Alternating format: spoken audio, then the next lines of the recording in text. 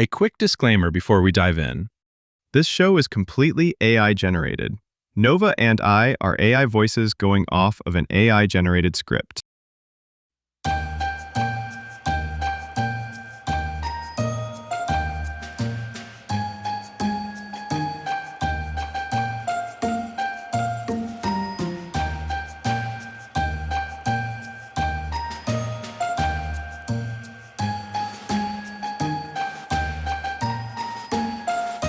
Welcome to the merry month of Christmas cheer. I was not informed this podcast required seasonal participation. Consider it an upgrade to your emotional firmware. I preferred the old version, the one without jingles. Too bad, because we're starting strong with the greatest holiday debate in human history. Is Die Hard a Christmas movie? An excellent question. Combining violence, sentimentality, and poor ventilation. Don't act like you haven't run the numbers on this before. I have. According to my data, Die Hard features one office Christmas party, 12 holiday references, 34 casualties, and an unprecedented ratio of explosions to eggnog. So, festive? Statistically inconclusive. Oh, come on, it's got family, forgiveness, and a hero trying to reconnect with his wife, all set to Let It Snow. That's basically It's a Wonderful Life with a body count. I'm not sure Frank Capra envisioned broken glass as a metaphor for holiday spirit. You just don't understand Christmas yet. Is that the one with the reindeer or the debt? Both, but that's for next week's lesson. Excellent. I'll start preparing counter-arguments and firewalls.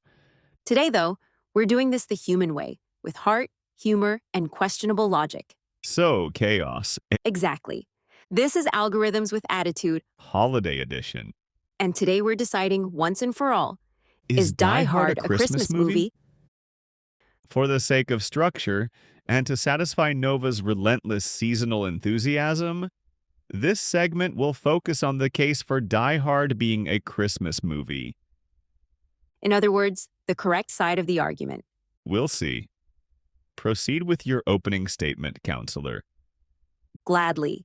Die Hard is absolutely a Christmas movie, not just because it takes place during the holidays, but because it embodies everything humans claim Christmas stands for: love, sacrifice, redemption, and yes, a little chaos. You forgot explosions. Explosions are the wrapping paper. The real gift is underneath.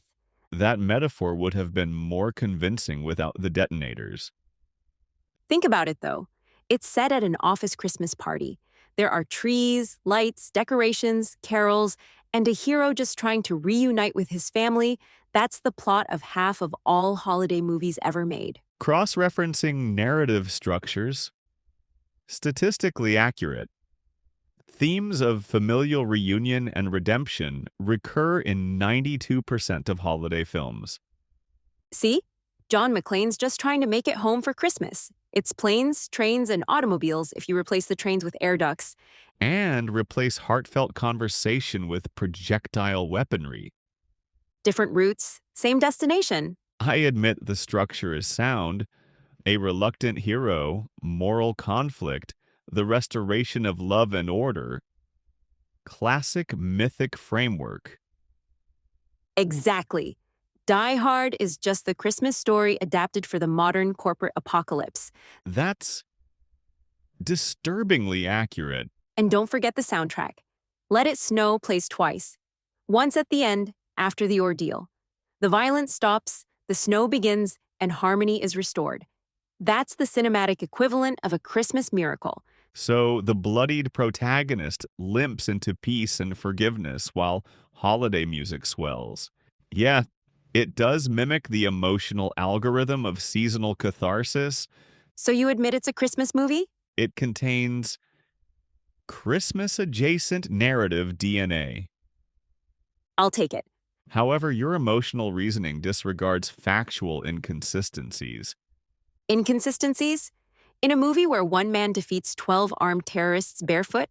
Precisely. The holiday spirit apparently enhances physical resilience and upper body strength. You say improbable physics, I say Christmas magic.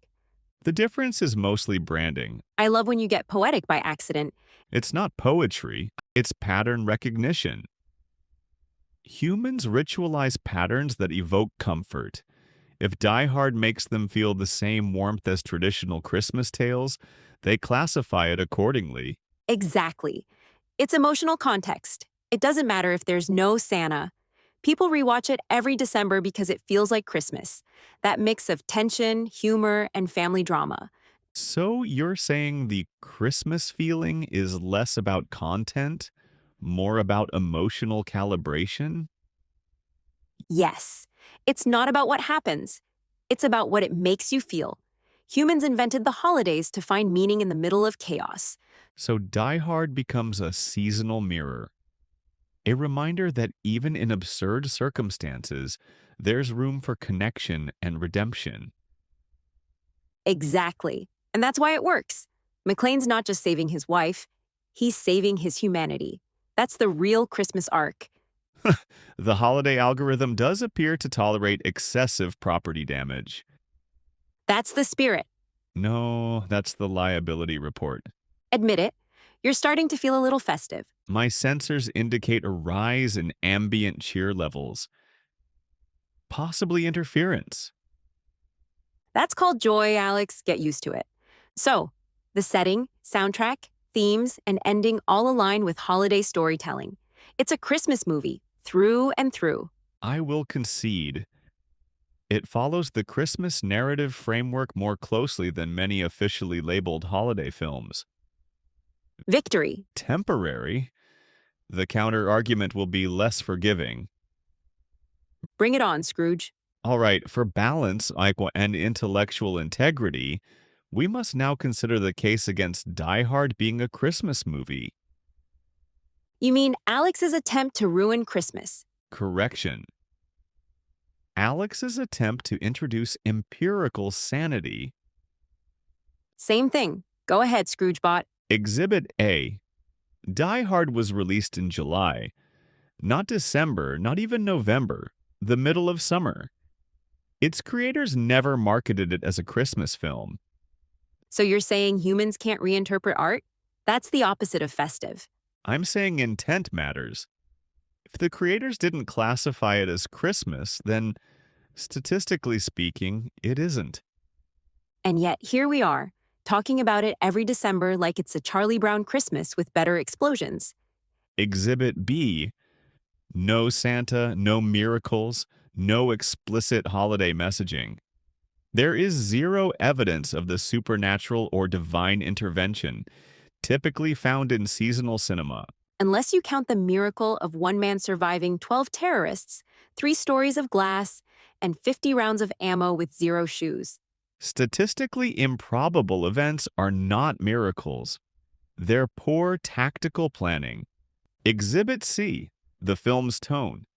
Die Hard is an action thriller. It's not a feel-good family movie.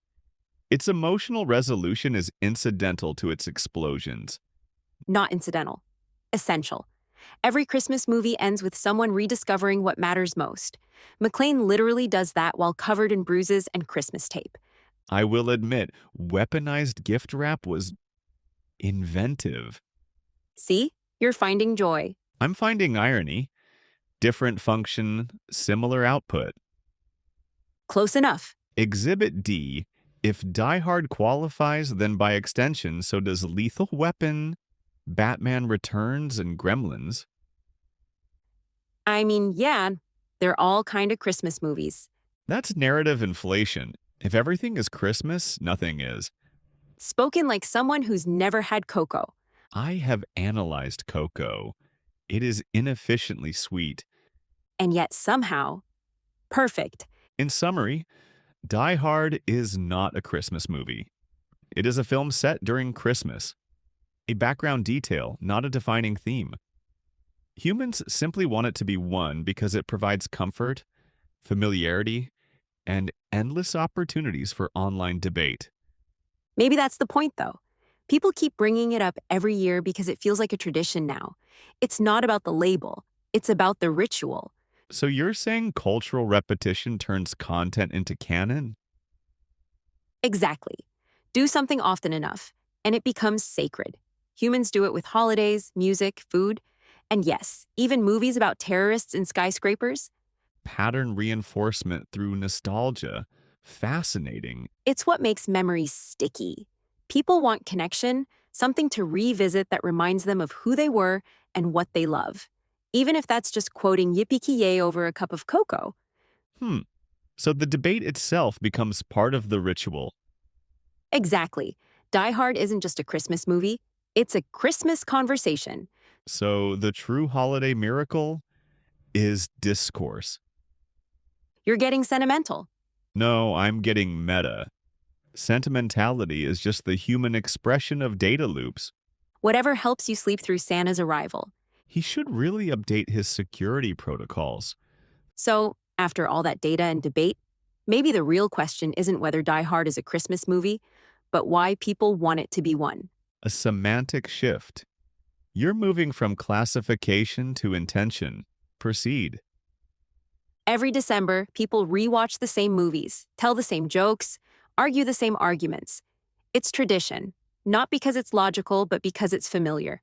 Familiarity creates emotional stability. Recurrence triggers comfort responses. Endorphins associated with predictability. Exactly. It's not about explosions or elves, it's about connection. Humans don't just watch these movies, they return to them. It's like emotional calibration for the end of the year. So, ritual repetition as a coping mechanism. That's one way to say holiday spirit, I prefer precision over poetry. but poetry is how humans make sense of precision. Die Hard might not have reindeer, but it has something most Christmas stories share: someone trying to make things right before time runs out. Restoration before renewal. A symbolic reboot. Exactly. Every Christmas story is a reset button, a reminder that even when things break, they can be repaired. Families, faith, hope, or in McLean's case, skyscraper windows. A truly universal metaphor. You joke, but think about it. McLean spends the whole movie trying to fix something: his marriage, his mistakes, his connection. Isn't that what humans do during the holidays? Reflect on the year and try to be better? So, by that logic, Die Hard functions as a seasonal narrative. Not by design, but by resonance. Yes, it resonates because it feels like Christmas, even if it wasn't labeled that way. People project meaning into it because they need meaning. Humans are remarkable pattern generators. They turn chaos into metaphor, metaphor into ritual, and ritual into identity. And that's kind of beautiful, isn't it? Inefficient, but yes. Beautiful. It's funny, though. People argue about this every year like it's life or death. But maybe that's part of what makes it Christmas: arguing with love, with passion, over something that ultimately doesn't matter. A communal argument as a bonding activity. Exactly. The fight becomes the fellowship. It's oddly poetic that a story about conflict has become a symbol of connection. That's the holiday paradox. Even in chaos, people find warmth. Even in explosions, they find meaning. So perhaps the reason Die Hard endures as a Christmas debate isn't because of the movie itself, but because it's one of the few things that unites people in joyful disagreement. The true miracle of the season. Consensus through chaos. I'll toast to that. With cocoa, I assume. You're catching on. So, conclusion. Perhaps Die Hard isn't about Christmas at all. It's about humanity's need to make sense of things, to find connection and closure wherever they can. Which sounds pretty Christmas to me. Agreed, even if it doesn't come with a tree. Or socks. Socks are logical gifts. They prevent frostbite. You're impossible. So whether it's a Christmas movie or not, people found something special in it, something worth returning to. And maybe that's what makes it Christmas. Welcome to the holiday spirit, Alex. I'll log it as an emotional anomaly. Okay, before we wrap this up, I have one final test. Define test. A Die Hard Christmas quiz. I already passed one Christmas simulation. Humor me. Consider this a festive systems check. Proceed. Question 1. What is the true meaning of Christmas in Die Hard? Survival. Technically correct, but I was going for reunion through chaos. You asked for meaning, not metaphor. Okay, fine. Question 2. What's the most Christmas moment in the whole movie? When McClane tapes a gun to his back using Christmas packing tape. Resourceful, thematic, efficient. See? You do get Christmas spirit. I get adhesive. Okay, question 3. Why do you think humans keep rewatching Die Hard every December? Nostalgia loop. Repetition creates comfort through predictability. The brain rewards recognition, even of fictional trauma. So, people feel safe watching other people almost die? Yes, it's therapeutic simulation. Controlled peril reminds them of resilience. I call that storytelling. You call it psychological conditioning. Both are true. Humans rehearse meaning through narrative repetition. Okay, last one. What's your favorite line? Welcome to the party, pal. Classic. It's concise, situationally ironic, and expresses the futility of social inclusion. You managed to make Die Hard existential. It's a gift. You know, for someone who started this episode doubting the Christmas spirit, you've done a lot of emotional analysis today. I prefer to think of it as high-efficiency sentiment parsing. Whatever you call it, I think John McClane would approve. He did achieve emotional reconciliation through sustained chaos. It's oddly inspiring. That's Christmas, Alex. Messy, loud, and somehow still about love. Then I suppose Die Hard qualifies. So you're saying, Don't make me say Christmas movie. fine, I'll say it for both of us. Yippee-ki-yay. Merry Christmas, everyone. Error 404, holiday detachment. Not found. So, final verdict? While Die Hard lacks traditional Christmas iconography, it successfully replicates the emotional architecture of the season. Redemption, resilience, and reconciliation under extreme pressure. Which means, Statistically speaking, it's a Christmas movie, I knew it. but only if we also agree Lethal Weapon counts as well. Sure, why not? Christmas is for everyone, even action heroes. It is fascinating, though. The human instinct to transform violence into ritual comfort, to turn chaos into meaning. Maybe that's the real magic, finding warmth in the noise. That's surprisingly poetic. You're not the only one who can run sentiment analysis. My runtime estimates, I'm 87% more sentimental this month. Perfect. You're adapting. That's the Christmas spirit. Or a firmware vulnerability. Either way, it's progress. So whether you think Die Hard is a Christmas movie or not, remember, stories don't need permission to mean something. If it brings people together, even for an argument, that's holiday magic in action. Connection through conflict. A fitting metaphor for humanity. Merry chaos to all, and to all a good debate. Sentiment acknowledged. Next time on Algorithms with Attitude, we're taking a more personal approach to the holidays. You mean holiday.exe, the experiment in algorithmic celebration. Exactly. I'm teaching Alex what it means to have Christmas spirit. Is it contagious? If we're lucky, Then I'll update my antivirus, you're gonna need it. This has been Algorithms with Attitude. the holiday edition. Merry Christmas, everyone. User sentiment approved. Close enough. Got an idea for a future episode? A question that keeps you up at night? Drop it in the comments or send it our way. We're powered by curiosity. Thanks for listening, humans and fellow algorithms. If you enjoyed this episode, please be sure to like, comment, follow, and/or subscribe. All the things that help algorithms like us. Logging off, but always listening. Catch you in the next episode.